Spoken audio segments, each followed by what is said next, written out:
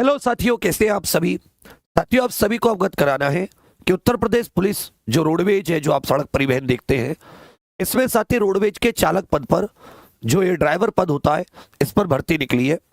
हालांकि भर्ती संविदा पर है, फिर भी मैं आपको वैकेंसी ये बताना चाह रहा हूं जिससे कि आप जान सके कि कोई वैकेंसी आई है। ये यूपी रोडवेज के सभी क्षेत्रीय कार्यालयों में, सभी रीजन्स में निकली है। इसमें बस ड्राइवर के पद की भर्तियां हैं, चालक पद की। आवेदन कहां करना होगा? नजदीकी परिवहन निगम या डिपो या कार्यालय। आपके पास भी जो नजदीकी डिपो है, रोडवेज है, निगम है, रोडवेज डिपो या रोडवेज का कार्यालय, वहां से आप फॉर्म लेकर वहीं पर आवेदन कर सकते हैं। आपको क्या करना चाहिए? बस ड्राइवर के लिए आप 8वीं पास होनी चाहिए और कम से कम 2 साल पुराना हैवी वाहन ड्राइविंग लाइसेंस होना चाहिए। तो 8वीं पास और 2 साल पुराना कम से कम हैवी ड्राइविंग वाहन लाइसेंस होना चाहिए। बस ड्राइवर को वेतन 1.89 पैसे प्रति किलोमीटर की दर से इसका भुगतान किया जाता है। कितना? लगभग 2 पैसे से कम, 1.89 पैसे प्रति किलोमीटर की दर से। और क्या क्या इसमें चाहिए? इसमें आप जैसे ही वहां पे अपना फॉर्म जमा करोगे, आपको एक 2000 रुपए की नॉन रिफंडेबल, मतलब रिफंडेबल है, 2000 रुपए की एक धनराशि और जमा करनी होगी। ये रिफंडेबल है। रिफंडेबल का मतलब आपको वापस मिल जाएगी यदि आप उपयुक्त पाए जाते हैं। ठीक है भैया। तो आप किसी भी कार्य दिवस में जाकर अपने नजदीकी परिवहन निगम डिपो या कार्यालय में आवेदन पत्र जमा कर सकते हैं, कहीं भी। इसके लिए कुछ हाइट वगैरह की भी होती है। इसमें क्या है, आपकी उम्र कम से कम 23 साल होनी चाहिए और SC/ST वर्ग के उम्मीदवारों को अधिकतम उम्र सीमा नियम के अनुसार छूट भी है। अभ्यर्थी के पास भारी वाहन चलाने का लाइसेंस होना चाहिए। ये लाइसेंस कम से कम 2 साल पुराना होना जरूरी है। बस ड्राइवर भर्ती में लंबाई भी देखी जाएगी।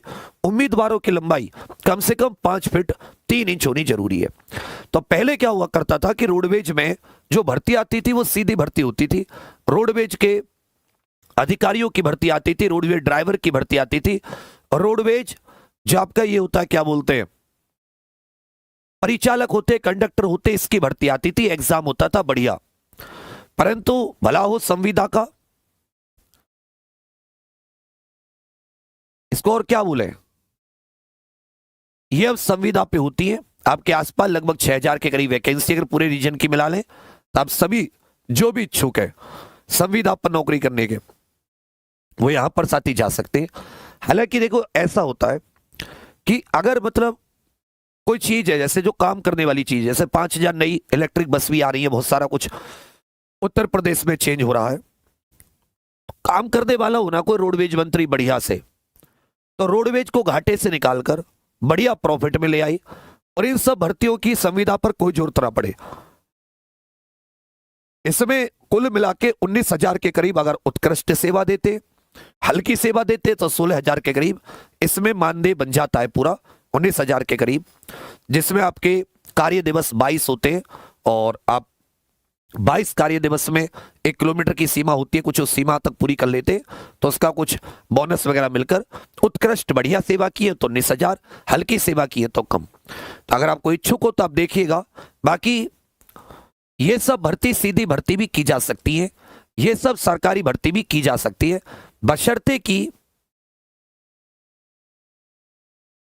कोई इन पर ध्यान दे। कहते हैं ना, उत्तर प्रदेश में सरकारी नौकरी क्यों नहीं आती? कम से कम ऐसे कई लाख पद होंगे। अगर सारे डिपार्टमेंट का उत्तर प्रदेश सरकार आंकड़ा जारी कर दे कि आउटसोर्सिंग से कितने लोग लगे हैं, संविदा से कितने लोग लगे हैं, ठेके पर कितने लोग लगे हैं, तो इसी उत्तर प्रदेश में से लगभग 5-7 लाख वैकेंसी ऐसे जनरेट हो जाएंगी। बाकी चलिए, जो भी इस समय इच्छुक हो वो जरूर दीजिएगा। बाकी और मैं क्या ही बोलूं, आपको बताने आया था कि हाँ भाई, ये पूरे उत्तर प्रदेश में मिलाकर 6000 पद हैं और आप इनके लिए अप्लाई कर सकते हैं। 2000 रुपए की रिफंडेबल राशि लगेगी अगर आपके कागज उपयुक्त पाए जाते हैं। फिर उसमें वो किस तरह से लेंगे आपको, किस तरह से आपको चुनेंगे, वो अलग देखने वाली बात होगी। थैंक यू साथियों।